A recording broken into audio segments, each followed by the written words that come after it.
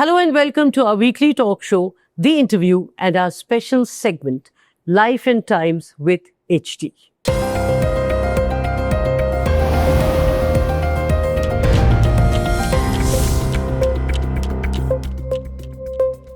Journeys, dreams, memories, experiences, both good and bad, and the never again moments. This is what life is all about.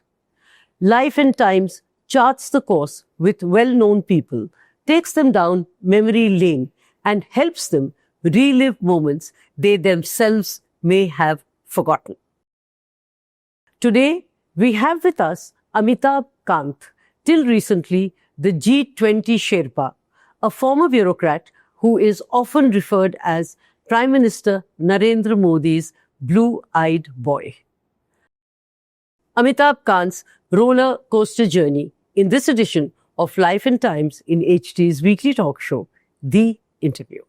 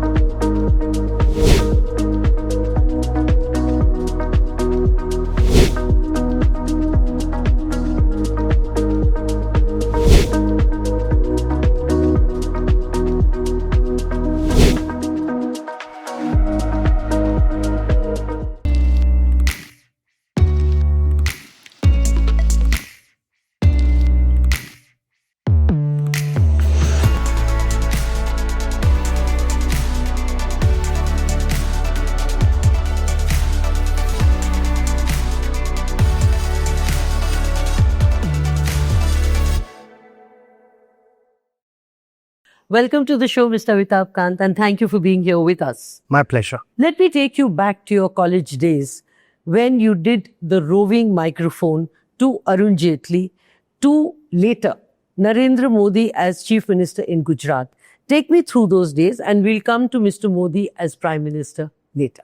So I joined Delhi University in 1973. Around that time, I came across Mr. Jaitley, and I used to do a program called Roving Microphone for All India Radio. For Yuvavani. He was the president of the Delhi University Students' Union at that point of time, and I had interviewed him. But more than that, I recall him because he'd invited Jayaprakash Narayan for a rally at the Delhi University, which I had attended.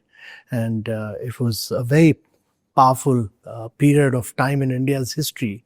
So I recall him from that period. And then much later when I joined the service, Mr. Jaitley, I used to keep meeting once in a while, and he continued to be a guide and a mentor. And when I came later, much later, to the government of India, that point of time, I was one of the projects I was doing was the Delhi-Mumbai Industrial Corridor, where new cities had to be made. So I went to several chief ministers and I said, there's this concept of new city, and they said, you have to take land over 150 square kilometers. And every chief minister said it's very difficult, very complex. I went to UP, Rajasthan, Punjab, and I went to Gujarat. Then I went to Gujarat and I met the Chief Minister, Mr. Narendra Modi. And he said that, why are you talking about 150 square kilometers? I'll give you 750. And that's the first time I met him. And he gave us land at Dholera. The intention was to do well-planned green development in India. And then for the first time, I realized that there was somebody who could think big, think large, had the vision to do extraordinary things, and put the whole state machinery in partnership with me. So that was my first meeting. And then soon thereafter, I was invited to participate in the Vibrant Gujarat summit, where I ended up speaking. Nobody from Government of India used to go to Gujarat during that period. But I worked very closely with the Gujarat government during that period and got a lot of things through because of his vision, his leadership during that period. Would you say that your relationship started then, or was there a break and then much later it came back? My relationship started then, but then when I became Secretary Industries, the new government came to power. Mr. Modi came as Prime Minister, and he was asking, he had asked all the secretaries to make presentations to him, and I made the first presentation probably on the Department of Industrial Policy and Promotion. And that time, India used to be 145th on the ease of doing business. And one of the tasks he gave me was to improve India's position in the ease of doing business. So we scrapped a number of rules, regulations, procedures, acts. He got after that. And India jumped up 79 positions, digitized a lot. We brought in the insolvency and bankruptcy code.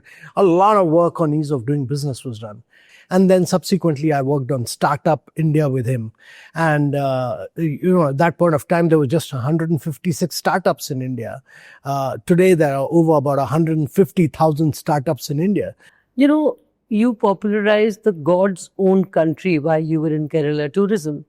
Was Make in India and, the other nomenclatures a result of your thinking? Actually, I had a challenge. I was without a posting I had a problem with the communist government in Kerala at one point of time when I was a young officer, and I was without a posting for about 10 months. And that was as a consequence of removing about close to 450 encroachments when I was district collector in Calicut district, now known as Kozhikode. I'd widened about 26 roads. Later, I suffered because the communist government got after me. At the end of it, they posted me as Secretary Tourism as a punishment posting. Nobody wanted to go as Secretary Tourism. Nobody had heard of Kerala as a tourism destination. I used that opportunity to build up Kerala as God's own country. We promoted and marketed it in partnership with private sector, but we differentiated it from the rest of the world by creating new products, the backwaters of Kerala, the Ayurveda, the traditional art forms of Kathakali, Mohiniyattam, which we revived, the traditional architecture of Kerala, the Nalkittam houses we revived, and the traditional martial art of Kerala, Kalripet we revived, in the traditional cuisine of Kerala, what you now see as appam and stew. We revived all that. And Kerala became unique. And that's how God's own country was built. We took it up from a $20 to a $500 destination because of the new products. And people loved it. And that's how tourism grew in a very big way. While on governments, you were in trouble with the communist government. You were in trouble with the Congress government. How is it that with the BJP, you had a dream run? I've done what I've always thought is right. Sometimes you run into a wrong minister. So it's part of life. I've had this in Kerala. I've faced this during the UPA regime in Delhi. But I've had very good ministers to work with, and I've had a very good prime minister to work with in Mr. Modi. He's always given me the freedom and flexibility to execute things based on his vision. And during the Congress government, when this particular minister complained to Sonia Gandhi about you? So that was about buying some particular brand of liquor, which the ITDC used to do as duty-free shops. Those things are delegated to the commercial manager. The minister saying that you buy from high seas in Dubai was just not feasible. It was not possible under the vigilance rules and guidelines. So I just said it's not possible. I was transferred out of ITDC, but I was kept in the Ministry of Tourism. So I had a very tough time working with the same minister. But soon thereafter, she was transferred out from tourism to the Ministry of Women and Child Welfare, and later dropped from the cabinet. So it's you face these challenges. How often under the BJP rule and under the BJP government have you said, I will not do this, I cannot do this? Well, I've not had this problem from 2014 onwards that I've worked with the BJP government.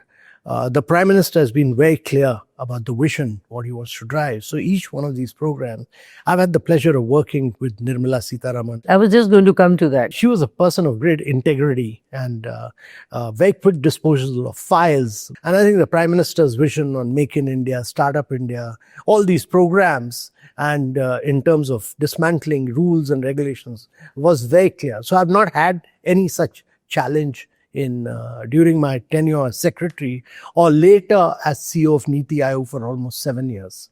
So, Startup India, Make Up India, would you say that these nomenclatures, which is what I just asked you, were really your thinking, part of your thinking? And were these names given by you? Well, they were very much approved by the Prime Minister. I remember when we first went to the Prime Minister with Make in India, he made us do 3 different presentations. It's very difficult to get any approval from the Prime Minister till he's not fully applied his mind, or he says that mujhe samajh mein nahi aaya, phir se samjhao. Now, very few political leaders will do that, but he absorbs everything, he understands everything, he looks at its implication in terms of its impact on the economy, impact on the people, impact on politics, and then gives the approval. So it's a very tough thing getting his approvals. What is his working style, and how often does he or did he crack the whip? Well, his working style is that he's very clear that he wants to make a difference to India and to the Indian citizens. So one is that he wants India to grow in a very rapid manner. So the vision comes out very clear that you have to take India's economy, say from $4 trillion to $30+ trillion economy by 2047. How often did he crack the whip? Well, I must have made about close to, as CEO Niti Aayog, I must have made about 200 odd presentations to him. He will ask you tough questions. I've never seen him getting angry, except once. And when was that once? But that anger was also in a very soft way. But his came out that it. What happened? Monitoring of some projects. He makes his displeasure known. Let me push this a little more. For someone who is demanding, and I underline the word demanding, like Mr. Modi is, how often did you feel that, my God, today I will lose my job? Well, you have to work very hard. I mean, you have to prepare yourself. You have to really deliver. For instance, the post-demonetization period, he asked me to drive this digital payment. He said, do 100 digital melas in 100 days. Now, that I thought was impossible. So I went to the principal secretary and told him that 100 digital melas in 100 days is not possible, sir.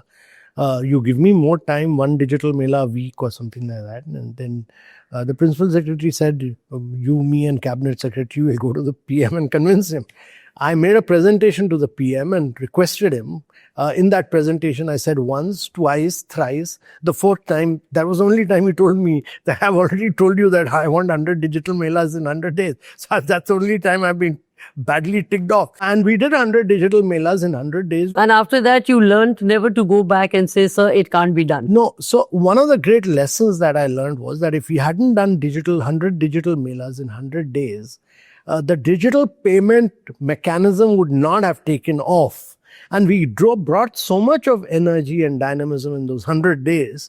And we got everybody involved so that we taught people how to do digital payments.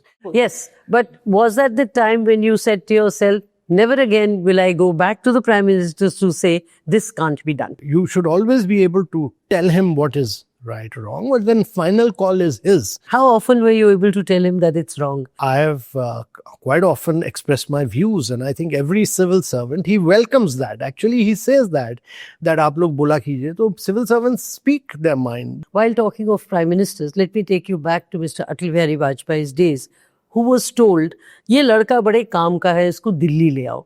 Just take me through that. It was a Sunday and I was sleeping at home in the afternoon when I get a call that the principal secretary to Prime Minister wants to talk to you, and that was Mr. Brajesh Mishra. He said that if you're Secretary Tourism, you will be responsible for hosting Mr. Vajpayee for about 7-8 days, and you decide where he will go, where he stays. So we decided, and no politician will come, no chief minister, no panchayat leader, nothing. So I hosted him in the backwaters of Kerala, which was Kumaragam. And Mr. Vajpayee actually then wrote his Kumaragam musings. I was in charge of, taking full hospitality, etc. I used to sit with him for lunch and dinner all through, next to him because I was playing the local host. So he was very inquisitive about many of these Kerala dishes. And he was a foodie. He was a foodie, so he loved it, and we exposed him to Kerala meal, paratha, Kerala fish moili, Kerala vegetable stew. We got, you have excellent vegetarian stuff from the Travancore part of Kerala, whereas you get very good, Syrian Christian dishes from the middle part of Kerala, that's Kottayam, etc. And you get very good Malabari food from the northern part of Kerala. So we exposed him to all different varieties of Kerala food, and he really enjoyed the culinary aspect of Kerala. We exposed him to Ayurveda, we exposed him to Kerala art forms, all that. One afternoon, Mr. Brajesh Mishra turned to Mr. Vajpayee and said that ये इस लड़के ने बहुत काम किया है, ये backwaters में हाउस बोट बनाई है, ये आयुर्वेदा खोला है, इसको भारत सरकार में लाना चाहिए हमें. तो mister Vajpayee turn to me and said कि अमिताभ जी आपने भारत सरकार के लिए अप्लाई किया है? तो मैंने कहा नहीं सर, मैंने तो नहीं अप्लाई किया. तो ये सर नहीं, बहुत अच्छा किया आपने नहीं अप्लाई किया. अगर आप अप्लाई करते तो ब्रजेश मिश्रा जी आपको टूरिज्म के बदले विमेन एंड चाइल्ड वेलफेयर में भेज देते. तो everybody laughed, we forgot about it. I applied 1 year 3 months later.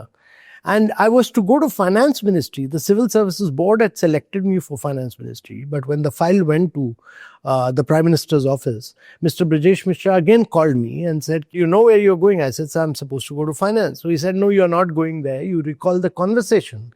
You will go to tourism. Were you happy or were you unhappy that from finance, you were going to a soft ministry like tourism? Yeah. No, I wanted to go to finance. I was very keen to go to finance. So I was really unhappy, really unhappy. But within 2 months of that, the Twin Tower blast happened in New York. There was war in Afghanistan, and there was attack on our parliament. So one crisis after another. The tourism demand for tourism came down very sharply. There was only 10% occupancy in our hotels. At the peak of that crisis, we launched the Incredible India campaign. And that Incredible India campaign actually revived demand for India. It grew in such a manner that there was a need for new airports. So again, you converted, if I may use the term, punishment posting into a reward like you did in Kerala. Well, it was a crisis. So crisis is an opportunity, I would say. Of course, I really went on to enjoy my term in the tourism sector. Crisis into opportunity. During this run-in with the minister, with this lady minister, it was like going to hell and back? No, it was very tough. When you face this tough opportunities, you really think it's the end of your career. And you really think that there's no future for you and you should quit and go.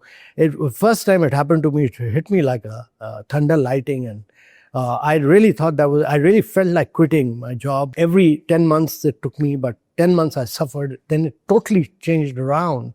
And similarly in Government of India, when I faced this, the minister referred about 20 odd files of all the decisions that had been taken by me to the Vigilance Commission. Fortunately, the Central Vigilance Commissioner knew about my work and he supported me fully and nothing happened. But when you fight a minister and you fight a system, you go through very, very tough time. It's very, very, very tough on your family, your wife, your children. Your depression starts showing on them. So it's very tough. But you have to be very clear that you're doing the right thing. And therefore, I really think that at the end of the crisis, I came out a winner.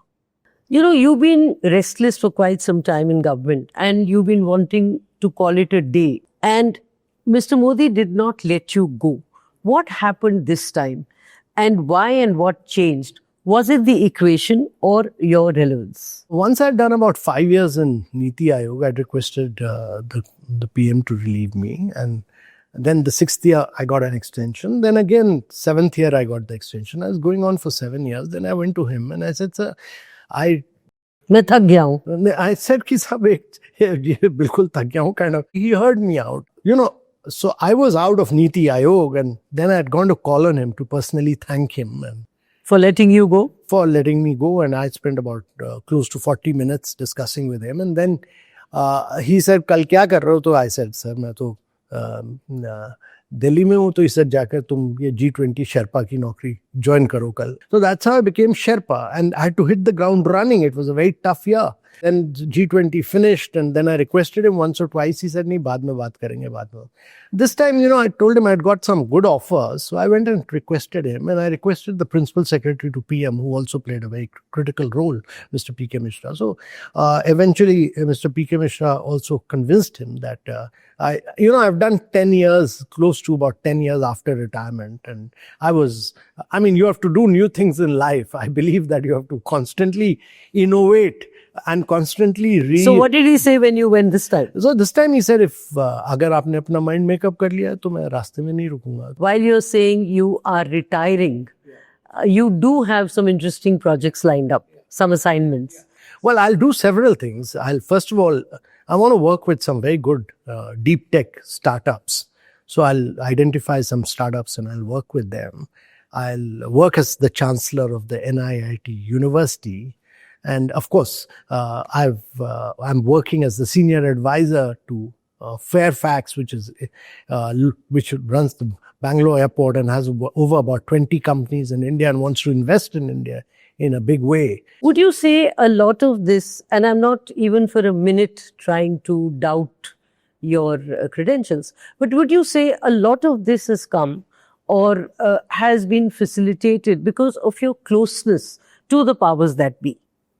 Well, there are many people who may be close, but eventually you have to deliver. If I'm not able to deliver, wherever you are, you must be a deliverer. But access always helps. And since the Prime Minister has your ear. My view is that I look at it from a perspective of making a difference to India, whether from government or whether from outside.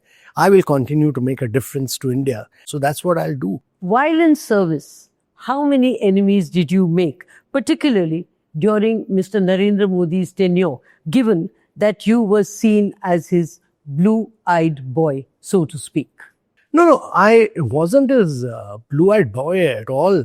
He's a very tough hard master, and if anybody thinks that he's his blue-eyed boy, he's sadly mistaken. And I don't think anyone in India should get under this illusion that he's his blue-eyed boy. He's a tough hard master who's taking work out of you. So do that work, move out. I've never had this illusion. I've just worked hard under his vision and delivered. That's it. Frankly, don't think I've made so many enemies, but even if there are enemies, it's fine. I've done it for the larger good of the country. Enemies you make because you're first among equals? No.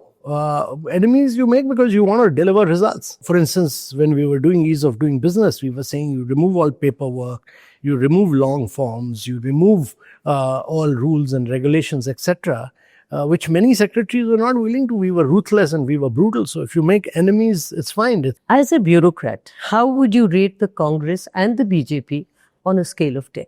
You worked with both. Well, you shouldn't ask a bureaucrat to rate. You're not a bureaucrat anymore. You're a former bureaucrat. I didn't ask you in my earlier interviews, but now, yes. Well, I would say that working with the Prime Minister who leads BJP has been a pleasure and a delight because the national objectives were very clearly defined in terms of delivery.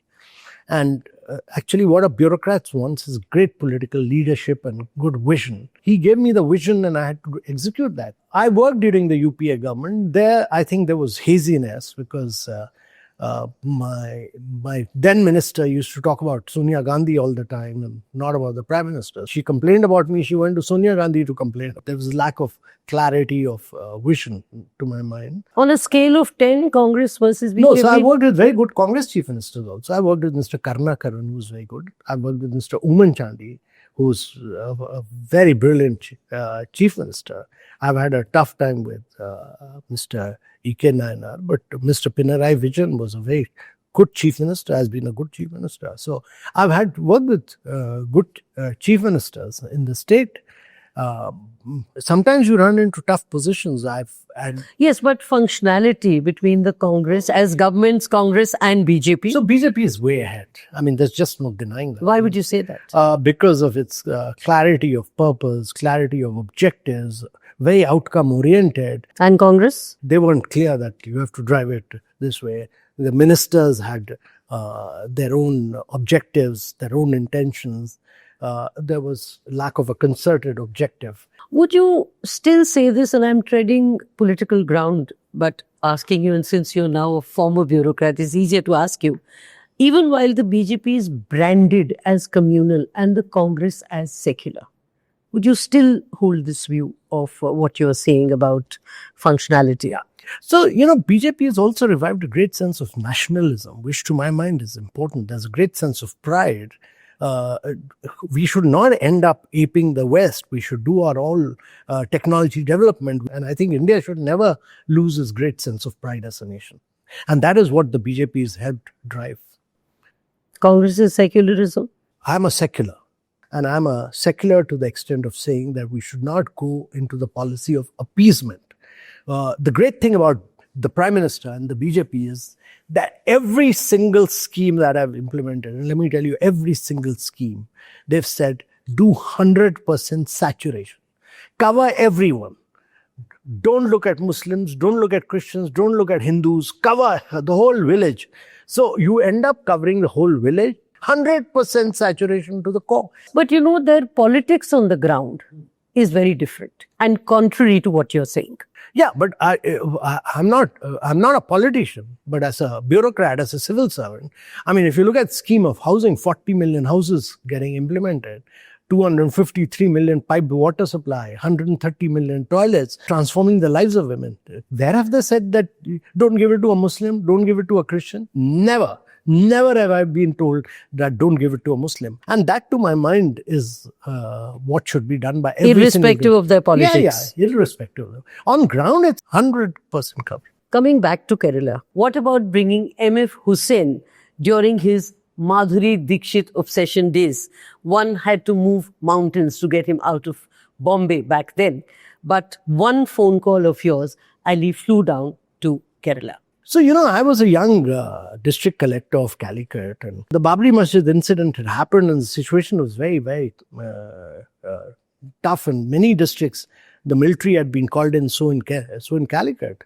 But, you had to change the situation. So I decided to get all the top artists of Kerala to paint on communal harmony.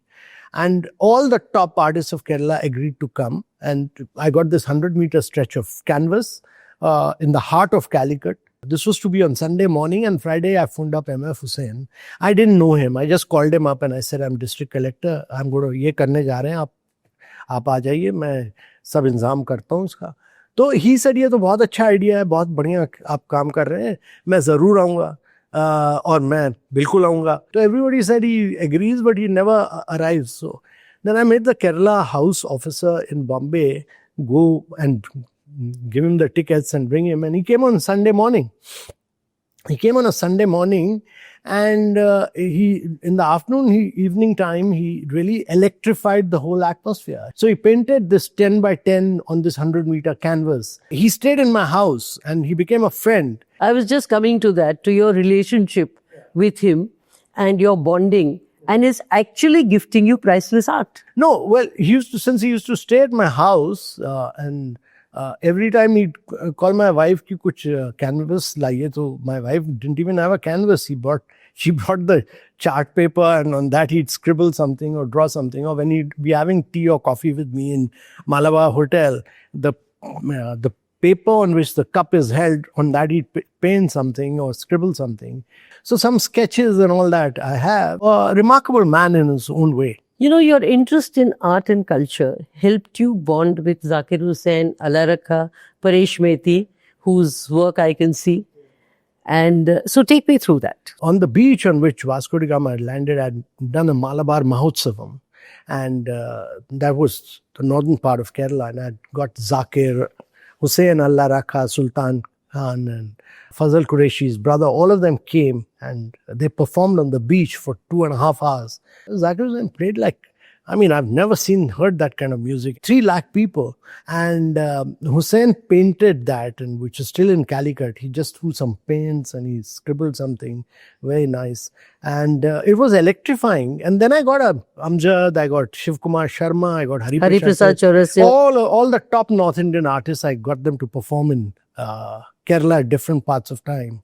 And similarly, I got all the top dancers of India to come in. Paresh Mehti? Paresh Mehti, later I sent him to Kerala for doing painting, and he painted on Kerala, and he's a very good friend. He and his wife Jayashree Barman. And I've been fortunate to know many of these artists. How did your interest in art and culture begin? Did it follow Kerala tourism, or was it before and you merged the two? It really came from my school days. I used to do some theatre and all that. Then it continued. But my wife is herself an artist, and she knows all these people. But I became friendly with all of them, and I've had a good relationship with most good artists. In fact, I was going to come to that you married someone who too was interested in art. So how much did you learn from her, and vice versa? Well, I've learned a lot from her. While on marriage, the reason you said yes was because of a posting to a place which was romantic and ideal for a honeymoon. Being alone here is not worth it, is what you said to yourself. I'd gone as sub-collector in a place called Telisheri, which is in the Malabar region of Kerala. But that house was made by Lord Wellesley. It's on top of a hillock overlooking the Arabian Sea. It's probably one of the finest houses a young officer can live in. And I went there and I said, my first posting, and I went and stayed there. And I said, how can you live here alone? So I came back and got married and took my wife back. And we had a great time there. Looking back at life, what have been the lessons learned and, oh my God, never again moments? All civil servants at some point or the other in their career will have to go down. They will face a challenge. There's no civil servant which has not faced a challenge. And if you've not faced a challenge, and if you've not had a problem, that means you're no good. From my experiences of facing these challenges, I would only say that you should always remain positive and become very, very optimistic about the future. In other words, keep fighting ministers, but never quit. Never quit. Mr. Kant, all the best for your new venture. Thank you very much for this conversation. And of course, I've known you over years and done many interviews, but this, I must say, was really where you opened up about your personal life. Thank you. Thank you so much. Such a pleasure. Always a pleasure talking to you. And I've enjoyed your writings, and especially the column you used to do on many ministers, and they used to give a very special insight. Thank you so much. Thanks.